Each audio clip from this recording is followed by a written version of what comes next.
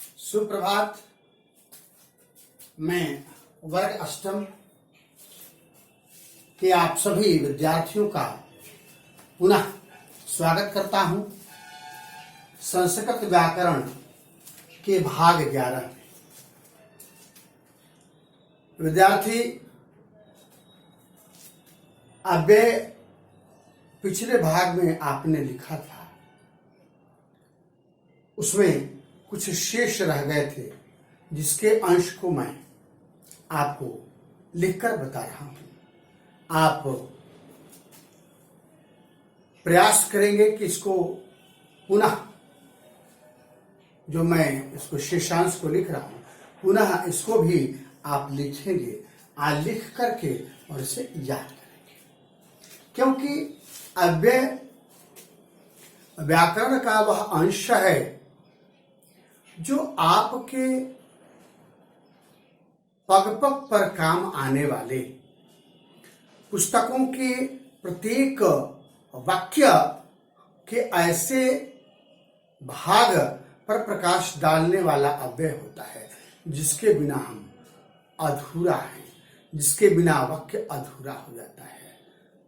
आप अंग्रेजी में प्रीपोजिशन पढ़े होंगे। प्रीपोजिशन का कितना स्थान है, कितना महत्व है, आपने देखा होगा। प्रीपोजिशन जरा सा इधर उधर हो जाए तो उसका अर्थ ही बदल जाए, है ना। अब देखिए, लगभग वही बात अव्यय प्रकरण में होता है। अब देखिए, जो अव्यय के शेष भाग रह गए थे उन्हीं को मैं लिख रहा हूं। एक तरफ हिंदी और दूसरी तरफ संस्कृत, यानी एक तरफ से ये हिंदी रहेगी और दूसरी तरफ आपका संस्कृत होगा। आज अव्यय का पूरा प्रकरण समाप्त हो जाएगा। तो विद्यार्थी, अब हम प्रारंभ करते हैं, श्री गणेश करते हैं अव्यय के शेषांश को। पिछले दिनों हम लोगों ने लिखा था जो से तक। अब यहां से चलेंगे एक एक करके, एक एक कर। इसकी संस्कृत लिखेंगे एकैकशः, एकैकशः लिखते हैं कैकशः, लेकिन पढ़ते हैं एकैकशः। अगला है चुपचाप, चुपचाप। इसका हो जाता है तुष्णिम। क्या हो जाता है? तुष्णिम। इसके बाद क्यों या फिर कैसे, दोनों के लिए संस्कृत में एक ही शब्द लिखा, उसको लिखा कथम। क्या लिखा? कथम। देखिए, थक पर सिरो रेखा नहीं दिया हुआ है, सब ध्यान देने वाली बात है। इसके बाद हम लोग लिखेंगे रात,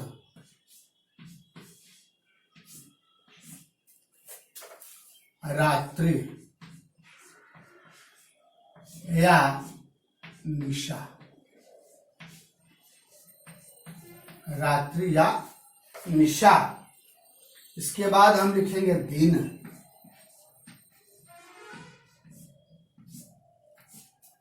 दिवसः,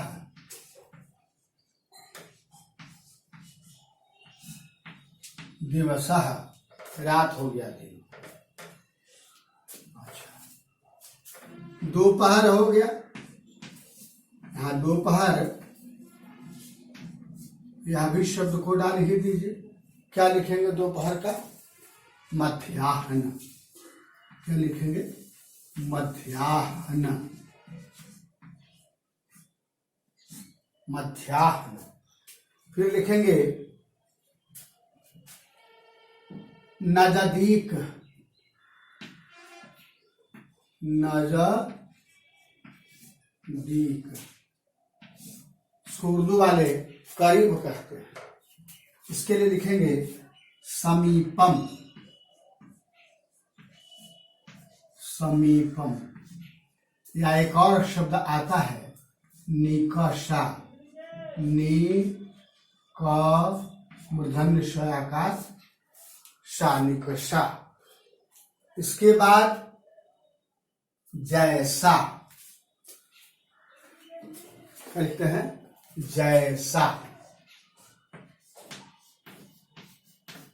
इसकी संस्कृत क्या आ जाएगी, यथा। जैसा। वैसा, वैसा की संस्कृत क्या हो जाएगी, तथा। थ का सिरो रेखा नहीं है, ध्यान दीजिए। फिर हम लिखते हैं जैसा कि, जैसा कि, ऐसा भी अव्यय आता है, जैसा कि। तो इसके लिए हम क्या लिखेंगे, यथा ही। यथा, वैसा ही, तथा ही। अच्छा,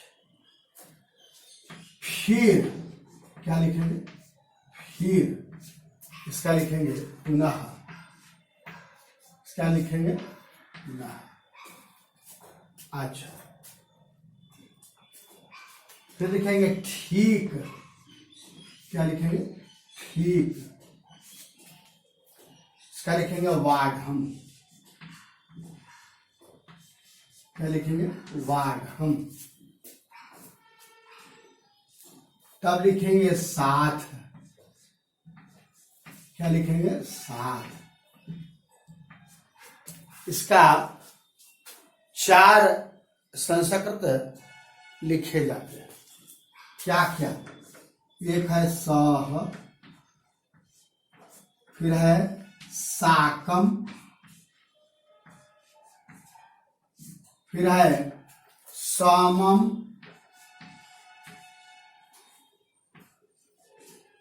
एक और है सार्धम।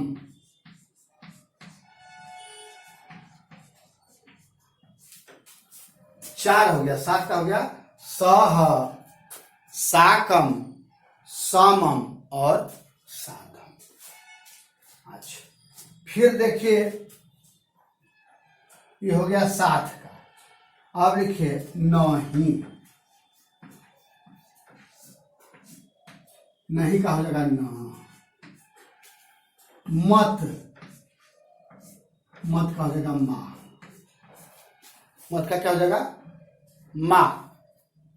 अब इधर चलते हैं, इसको मिटाते हैं।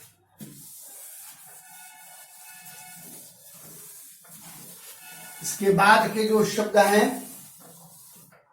इसको मैं लिख रहा हूं। आजकल,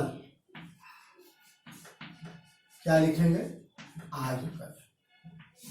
आजकल का लिख देंगे संप्रति, या अधुना भी लिख सकते हैं। तब लिखेंगे सत्य या सच। इसका क्या हो जाएगा, सत्यम। क्या हो जाएगा, सत्यम ना। तब लिखेंगे झूठ। क्या लिखेंगे, झूठ। झूठ का क्या लिखेंगे, मिथ्या। देखिए थ का शिरोरेखा खुला होता है, मिथ्या। या लिखेंगे मृषा। मृषा लिखेंगे। इसके बाद लिखेंगे सुंदर। क्या लिखेंगे, सुंदर। इसका हो जाएगा सुंदरम। क्या लिखेंगे, सुंदरम। या सुष्ठु। क्या लिखेंगे, सुष्ठु। काले विश्वास से शुरू हो जाएगा।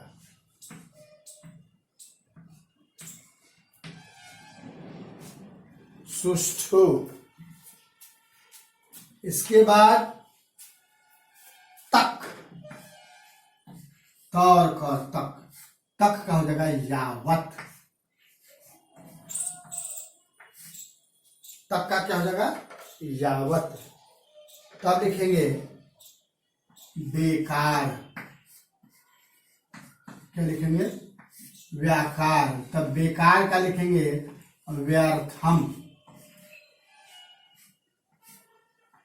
बेकार जो अव्यय है इसका संस्कृत क्या हो गया।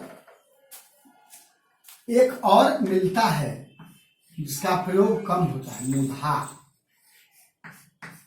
होता है लेकिन इसका प्रयोग बहुत कम होता है, व्यर्थम का ज्यादा होता है। तब लिखेंगे सब तरह से, सब तरह से, इसका हो जाएगा सर्वथा। क्या लिखेंगे, सर्वथा। अच्छा, इसके बाद अब इस तरफ आ जाते हैं।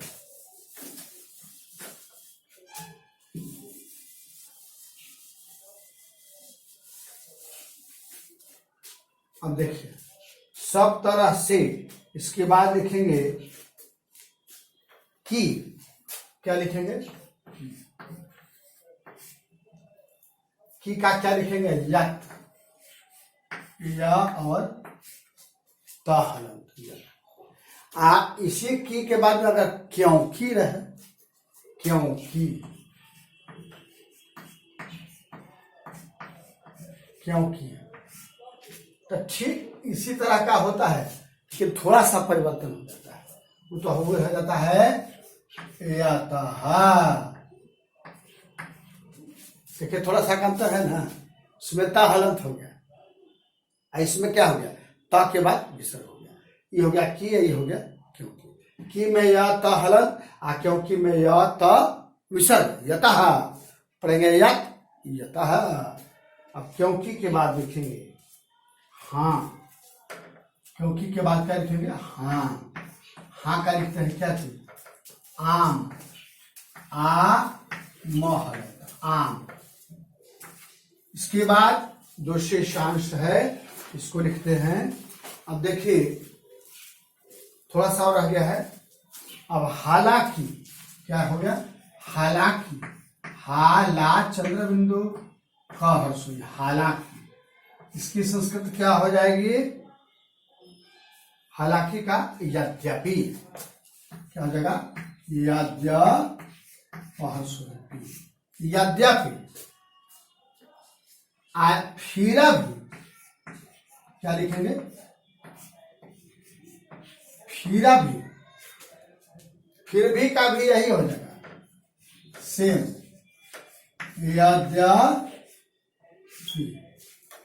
हालांकि का भी यद्यपि और फिर भी का भी यद्यपि। इसके बाद लिखेंगे अकेला,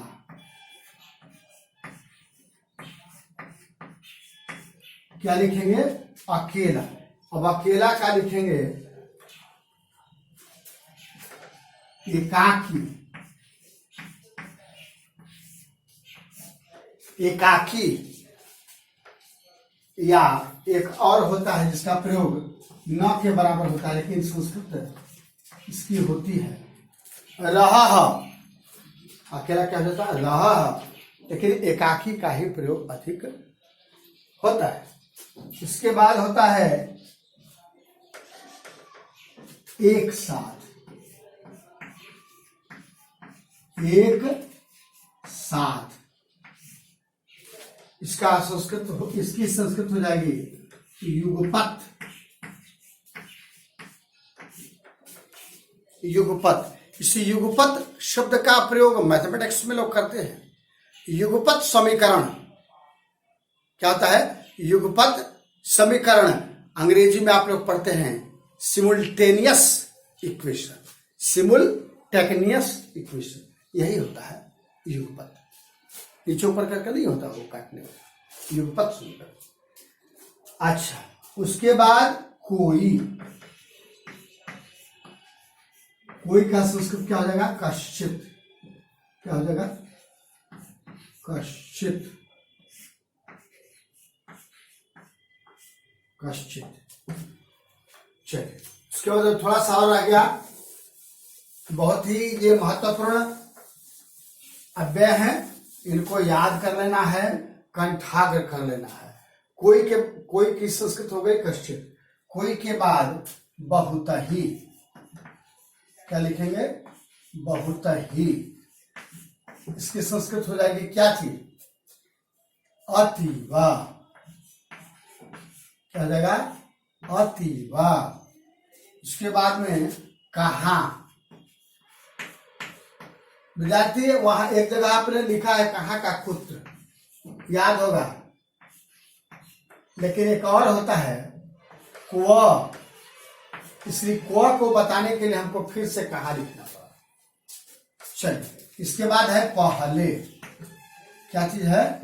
पहले, जिसकी संस्कृत क्या होती है? पूरा। प हर स्वई र आकार, पूरा। उसके बाद है धीरे धीरे। क्या चीज है? धीरे धीरे धीरे धीरे। तो इसकी संस्कृत क्या हो जाएगी? शनैः शनैः शनैः शनैः। एक और होता है मंदम मंदम। क्या होता है? मंदम मंदम। अच्छा, ये विरक्ति हो गया। अब बार बार, बार बार। इसकी संस्कृत क्या हो जाएगी? मुहुर्मुहु। मुहुर मुहर सौ हर सौ ऊपर एक, तो मुहुर मुहु। थोड़ा सा पढ़ने में कठिन है। मुहुर मुहु। सॉरी, बार बार ही करना है, बार बार। चलिए, इसके बाद में लिखेंगे हम प्रारंभ या शुरू। शुरू, तो इसका क्या लिखेंगे? अथ। क्या लिखेंगे? अथ। और अंत का क्या लिखेंगे? अंत का लिखेंगे इति। अंत का लिखेंगे इति। विद्यार्थी, इसी अंत के साथ अंत हो जाता है अव्यय का। और इस भाग 11 के अव्यय के शीर्षांश की समाप्ति होती है। पुनः मिलते हैं भाग 12 में। तब तक के लिए जय मां भारत।